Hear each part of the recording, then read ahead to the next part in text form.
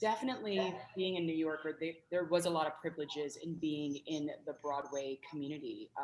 My high school was LaGuardia High School Performing Arts, so I was literally right across the street, not only from the Martin Luther King High School, but also Lincoln Center. So I remember having a lot of access to seeing the Met. I would go to the Opera House a couple of times because I had an extraordinary counselor who really believed in me when I was in high school, and so she would invite me to a lot of the operas there. And even before high school, I just found myself being heavily exposed in the arts. My family has a huge appreciation for it. I think I started showing signs when I was about maybe a toddler that I loved the arts. I would kind of sit or stand right in front of the television and literally kind of mimic what was happening in two movies in particular, Little Shop of Horrors and Sparkle. And so my mother saw that I had some enthusiasm for the arts. So by the time I was 7 and 8 years old, I was in the Lee Strasberg School of Acting.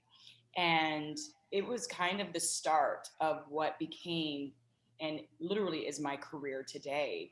I've just always had an enthusiasm and a love for the arts. I'm also attracted to expression. And I think the arts allow that, just being able to have expression that comes from an authentic place and bringing all of your life experiences and your journeys into that authentic space and sharing it with an audience. I'm a huge believer that the arts are meant to be shared and served. Like our jobs as artists is to serve our audiences.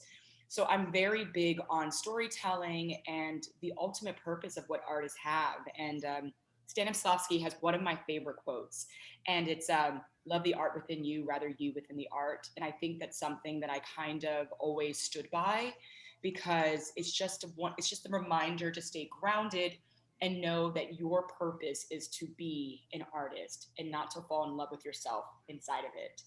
And so, and then I also went to NYU for Tisch School of the Arts. And so went from a high school that was a conservatory, but also had liberal arts classes, and then went to a college that had the same sort of structure, and spent actually 3 years in that program because I accidentally graduated early because I took so many classes during the summer, because I wanted to kind of just take in as much education as possible. I was really thirsty for education, and found myself actually graduating accidentally a whole year early, which actually was a blessing in disguise, because by the time I finished the end of my junior year, I found myself hustling and auditioning and starting to find work outside of the education system. And that's kind of where my career started. Did tours of Rent, and then found myself in the thick of auditioning for example, Broadway, and did American Idiot and was a part of that workshop for a very long time until we finally got to Broadway by 2010. And that literally was the start of my theatrical career. So it's amazing because when you say a wonderful world, I'm very enthusiastic about this production because what I feel like has been missing is this kind of traditional musical theater where we tell these very epic stories and we truncate them in 2.5 hours. And and epic stories about an extraordinary human being. And so, and then also the music. The music is so rich with history. So I'm excited to see how the audiences receive this because I definitely think it has tremendous potential.